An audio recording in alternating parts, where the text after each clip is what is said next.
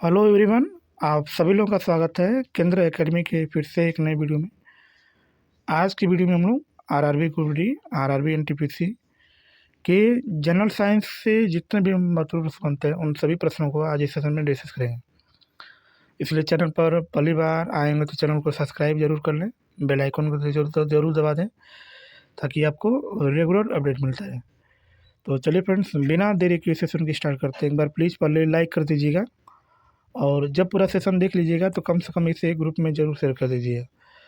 तो चलिए शुरू करते हैं आज का हमारा पहला जनरल साइंस के महत्वपूर्ण प्रश्नों को फ्रेंड्स। ठीक है, जो आने वाला जो एग्ज़ाम है ग्रुप डी का, उसमें आपको काफ़ी हेल्पफुल साबित होगा। तो चलिए शुरू करते हैं। इसमें लिखा है कि आर्की बैक्टीरिया के एक समूह को उत्पादन के लिए उपयोग में लाया जाता है, तो इसको हम लोग क्या बोलते हैं? एथेन। क्या बोलते हैं? एथेन। एथेन की सूत्र की बात करें तो इसका जो सूत्र होता है क्या होता है? तो C2 और क्या होता है? H6 होता है। क्या होता है? C2H6 होता है। और ये किसका सूत्र होता है? तो एथेन का सूत्र होता है। किसका सूत्र होता है? तो एथेन का। ठीक है, आगे आगे हम लोग बात करेंगे। तो वास्तविक रूप से मछली की प्रजाति के अंतर आने वाला समुद्री जीव कौन है? तो मछली की प्रजाति के अंतर्गत आने वाला जो समुद्री जीव, उसका नाम क्या है? समुद्री घोड़ा। समुद्री घोड़ा जो है ये मछली की प्रजाति के अंतर्गत आता है, जो एक समुद्री जीव है।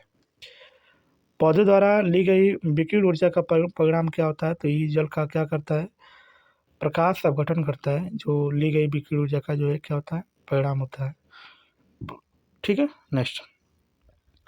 जल प्रकाश के अपघटन के द्वारा मॉलिक्यूल्स टूटता है, तो ये किस रूप में टूटता है? तो ये H2O के रूप में टूटता है। और H2O की बात करेंगे तो इसका ये किसका सूत्र होता है? तो ये जल का सूत्र होता है।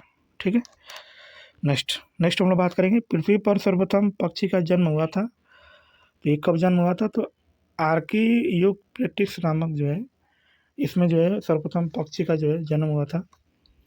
मैमथ पूर्वज हैं, तो मैमथ किसका पूर्वज है? तो ये हाथी का पूर्वज है। किसका पूर्वज है? हाथी का। विशिष्ट क्षेत्र में एक जाति के सदस्यों की संख्या का अचानक बढ़ना क्या कहलाता है? तो इसको हम लोग जो है जैव आवर्धन के नाम से उसको जानते हैं। किस नाम से जानते हैं? जैव आवर्धन के नाम से जानते हैं। कीटों में पाए जाते हैं, तो कीटों में क्या पाए जाते हैं? तो फेरामोन्स जो है पाए जाते हैं। कीटों में क्या पाए जाते हैं? तो फेरामोन्स। ठीक है, नेक्स्ट। गहरे समुद्र में पाए जाने वाला स्तनपायी जीव कौन होता है? तो ये व्हेल होता है। व्हेल जो होता है इसके पास स्तनपायी जाता है और एकमात्र जो स्तनपायी वाला जीव होता है। जल से बाहर निकाले जाने वाले मछलियाँ मर जाती हैं। क्यों मर जाती हैं? क्योंकि वे श्वास नहीं ले पाती हैं, इसलिए जो क्या होती हैं? मर जाती हैं। ठीक है, मधुमक्खी कॉलोनी के सदस्य एक दूसरे को किस प्रकार पहचानते हैं? तो ये नर्तन से पहचानते हैं। किससे पहचानते हैं? नर्तन से। आर्कियोपेट्रिक्स है, तो जुरासिक युग का जो सर्व पुरातन पक्षी होता है उसी को हम लोग क्या बोलते हैं? तो आर्कियोपेट्रिक्स के नाम से उसको जानते हैं, जो हमारा जुरासिक युग का सबसे पुरातन पक्षी है।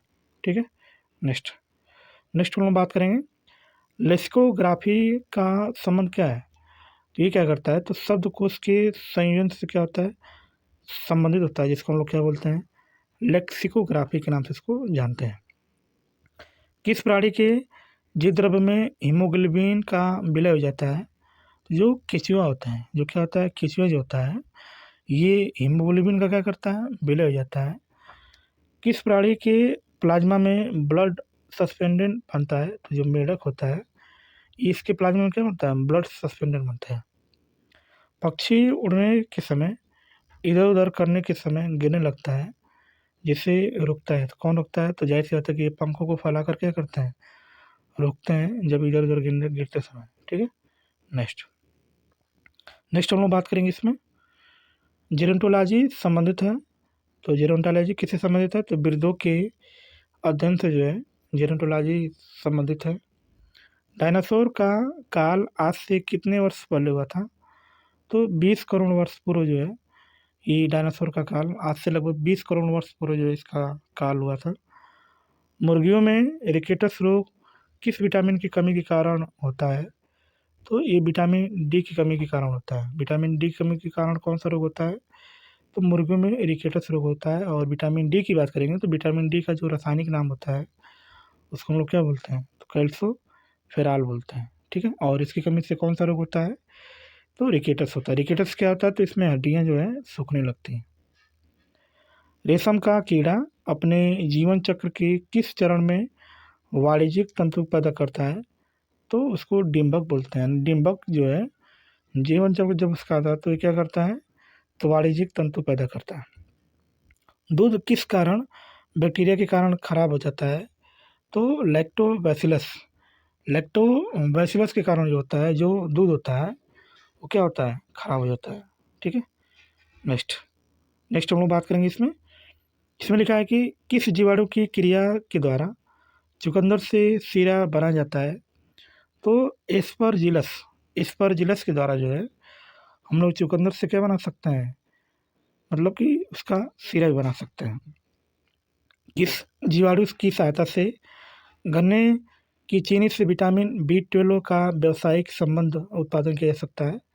तो जो सीडोमोनास होता है, क्या होता है? जो सीडोमोनास होता है, इसकी सहायता से हम लोग गन्ने की चीनी से विटामिन बी 12 का क्या कर सकते हैं? व्यावसायिक उत्पादन कर सकते हैं। डॉक्टरों द्वारा मरीजों के उदर के अंदर का परीक्षण एंडोस्कोप द्वारा किया जाता है। एंडोस्कोप जिस सिद्धांत पर कार्य करता है उसको हम लोग क्या बोलते हैं? इसको हम लोग प्रकाश के सकल आंतरिक परिवर्तन बोलते हैं। क्या बोलते हैं? प्रकाश का सकल आंतरिक परिवर्तन उसको बोला जाता है, ठीक है।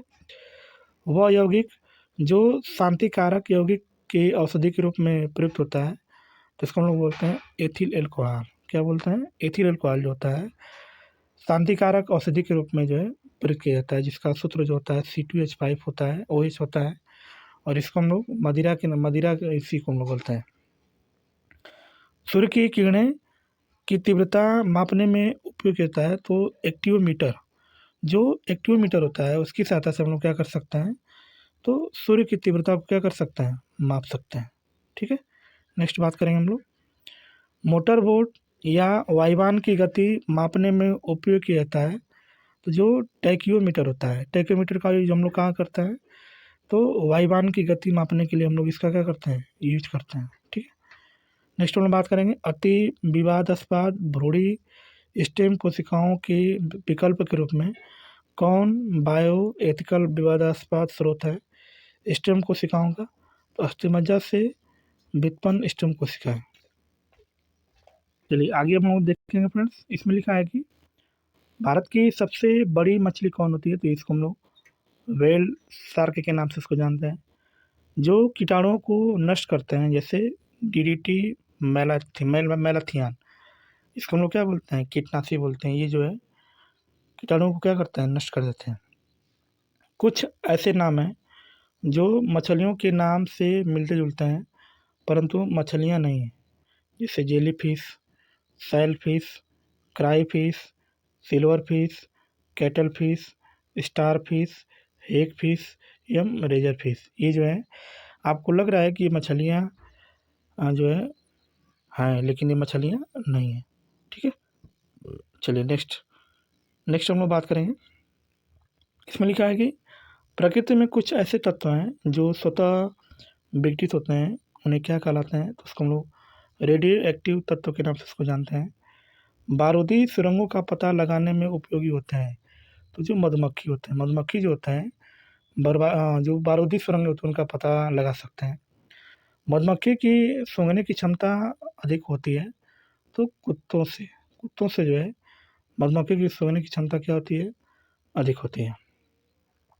मधुमक्खियों में अधिक पाया जाता है तो सूंघने की क्षमता जिससे वे अपने लक्ष्य को आसानी से क्या कर सकते हैं? पा सकते हैं। यही मधुमक्खी में विशेषता पाई जाती है, ठीक है। नेक्स्ट नेक्स्ट हम लोग बात करेंगे। मधुमक्खी होती है तो एक सामाजिक एवं बहुरूपी कीट जो है मधुमक्खी होती है। जैव उर्वरक को निम्न श्रेणियों में विभक्त किया जा सकता है तो नील हरित शैवाल और एजोला, एजोटो वेक्टर तथा एजोस्पाइरल या एजोला और राइजोबियम के रूप में जो है इसको विभक्त किया जा सकता है। औषधि वितरण में काम आने वाले संपुट किसके बने होते हैं? तो ये जो होता है सिलिस्म के बने होते हैं, यानी जिलेटिन के बने होते हैं। ठीक है, नेक्स्ट हम लोग बात करेंगे सिलिस्म क्या होता है। तो एक प्रकार का एक रंगहीन, पारदर्शी, स्वादहीन है और जल में क्या है, घुलनशील पदार्थ है। स्लेज का उपयोग हम लोग कहाँ करते हैं, तो ये भोज्य सामग्री में करते हैं, फोटोग्राफी इत्यादि में भी इसका हम लोग यूज करते हैं, जो स्लेज होता है। किसी स्थानीय कंप्यूटर से किसी दूरस्थ स्थित कंप्यूटर में नेटवर्क से फाइल का स्थानांतरण किया जाता है। इसको हम लोग क्या करते हैं, अपलोड करके जो है इसको क्या कर सकते हैं, स्थानांतरित आप कर सकते हैं। ठीक है, नेक्स्ट नेक्स्ट हम लोग बात करेंगे कंप्यूटर प्रणाली का एक ऐसा नेटवर्क विश्व के विभिन्न देशों के कंप्यूटर करोड़ों लोगों के विचार एवं एकत्र की गई सूचनाओं का आदान प्रदान करता है। तो उसको हम लोग क्या बोलते हैं, इंटरनेट। इंटरनेट के द्वारा जो है विश्व में आप कहीं भी रहे ना, तो उसके द्वारा आप अपने विचारों को क्या कर सकते हैं, आदान प्रदान कर सकते हैं। इसमें फ्रेंड्स सम्मिलित करना, जैसे जो जीन थेरेपी होता है वो क्या करता है, तो रक्त रोगों का क्या करता है, उपचार करता है। क्या करता है, रक्त रोगों का उपचार करता है। जो क्रायोनिक्स होता है ये पुनर्जीवित करने हेतु जीवित पिंडों का जमना जो है कहलाता है। खाद्य पदार्थों के परीक्षण हेतु या खाद्य पदार्थों को सुरक्षित रखने के लिए प्रयुक्त होता है। तो बेंजोइक अम्ल जो है इसमें प्रयुक्त होता है। सोडियम कार्बोनेट का इस्तेमाल किया जाता है, तो कहाँ इसका हम लोग इस्तेमाल करते हैं, तो कपड़े धोने में जो है इसका इस्तेमाल करते हैं। जीवाणु एक जीव से दूसरे जीव तक पहुँचते हैं, तो वाहकों के माध्यम से क्या करते हैं, एक जीव से जो है दूसरे जीव तक पहुँचते हैं, जो हमारे जीवाणु होते हैं। ठीक है, नेक्स्ट नेक्स्ट हम लोग बात करेंगे इसमें निषेचक के रूप में प्रयुक्त से हो सकने वाला पदार्थ कौन होता है, तो एक क्लोरोफॉर्म होता है जिसका सूत्र CHCl3 होता है। ये निषेचक के रूप में काम करता है। दूसरा जो होता है नाइट्रस ऑक्साइड होता है। दूसरा क्या होता है, नाइट्रस ऑक्साइड। ठीक है, आगे हम लोग बात करेंगे निषेचक का प्रयोग सबसे पहले डाई एथिल ईथर के रूप में किया था। तो विलियम मोल्टन ने जो है सबसे पहले इसके बारे में बताया था। क्लोरोफॉर्म को निषेचक के रूप में प्रयोग किया था, तो जेम्स सिम्पसन नामक वैज्ञानिक ने जो है इसको सबसे पहले बताया था कि जो है क्लोरोफॉर्म का यूज हम लोग निषेचक के रूप में इसका कर सकते हैं। ठीक है, आगे निषेचक के रूप में प्रयोग किया जाता है, तो chloroform, pentothal, sodium halothane, ether nitrous oxide, trichloroethylene, chloropropane, cocaine, diazepam, sulphanil और फेनाइल, ये जो है इसका हम लोग निषेचक के रूप में यूज कर सकते हैं। जितने भी हैं सब निषेचक दवाई हैं। ठीक है, नेक्स्ट नेक्स्ट हम लोग बात करेंगे दिवस के बारे में, जो सूची 1 को सूची 2 से मिलाना है। जैसे कुष्ठ निवारण दिवस जो है ये 30 जनवरी को मनाया जाता है। विश्व स्वास्थ्य दिवस जो है 7 अप्रैल को मनाया जाता है। अल्जाइमर रोग दिवस 21 सितंबर को मनाया जाता है। और विश्व एड्स दिवस जो है कब मनाया जाता है, तो 1 दिसंबर को मनाया जाता है। ठीक है, नेक्स्ट इसमें फ्रेंड्स भी मिलान करना है, सूची 1 को सूची 2 से मिलान करना है। जैसे लैक्टोबैसिलस की बात करेंगे तो इसका यूज हम लोग कहाँ करते हैं, तो दही बनाने में करते हैं। राइजोबियम में जो है नाइट्रोजन स्थिरीकरण करने में इसका यूज करते हैं। ईस्ट जो होता है ये एल्कोहल उत्पादन से जो है मिलता है। और एस्परजिलस की बात करेंगे तो ये सिट्रिक अम्ल बनाने में जो है इसका यूज करते हैं।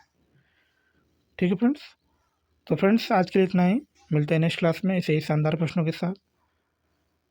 चैनल पर पहली बार आएंगे तो चैनल को सब्सक्राइब जरूर कर लें, बेल आइकन को जरूर दबा दें ताकि आपको रेगुलर अपडेट मिलता रहे। ठीक है फ्रेंड्स, तो मिलते हैं नेक्स्ट क्लास में, तब तक के लिए बाय और जय हिंद फ्रेंड्स।